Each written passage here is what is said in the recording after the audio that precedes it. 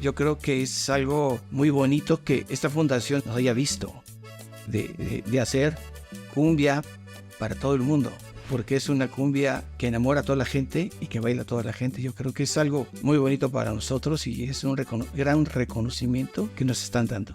Somos originarios de la delegación de Iztapalapa, en el barrio de San Lucas. Es donde nacimos y donde estuvimos de niños muchos años.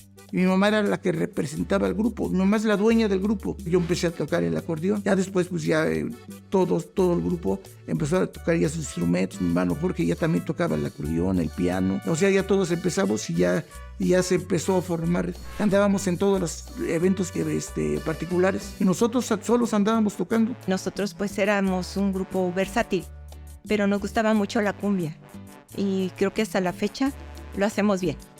El grupo, así como dice mi hermana, era un grupo versátil que tocábamos de todo, rock and roll, cha-cha-cha, mambo. Cuando veíamos que íbamos a tocar en los bailes, en las fiestas particulares, nos dábamos cuenta que cuando tocábamos una cumbia, la gente se paraba a bailar más. Tocábamos un rock and roll y unas cuantas parejas bailaban rock and roll, pero una música de una melodía tropical sí bailaba toda la gente. Entonces decidimos irnos por el género de la cumbia.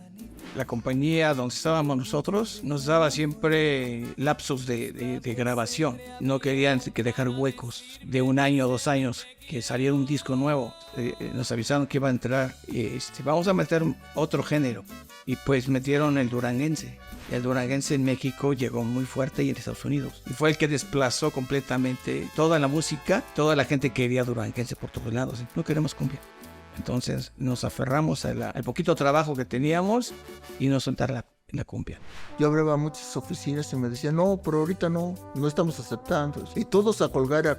Pero nunca me rendí, seguí buscando. Y Marco, otra compañera, señorita, soy Pepe de Ángeles Azules, busca una empresa de representación. Dice, ¿quién habla? ¿De qué grupo eres? Le digo, de Los Ángeles Azules. Pepe, ¿de Los Ángeles Azules? Y a ti te conozco y a tus hermanos. Yo estaba en la otra compañía donde estaban antes. El director ya te dio la cita que se vengan, que te traigas a tus hermanos. Seguir sacando música para que se siga enamorando la gente. ¿Cómo te voy a olvidar? Es un tema que nace en el 97, pero es un tema que se fue dando poco a poco en los países hasta que el tema se quedó del gusto de muchos países. Gracias a mi hermano Pepe que nos llevó a Ocesa, a Seitre, nos dice, ¿saben qué van a grabar con Sinfónica? Cuando hacemos la colaboración con la Sinfónica, con Cómo te voy a olvidar, con 17 años, con Juventud, con Entrega de Amor, se hace la cumbia sinfónica de lujo. Cuando entra Kiki, con Cómo te voy a olvidar, entra Jay de la Cueva con la de 17 años, He visto de tu pelo con Denise Gutiérrez.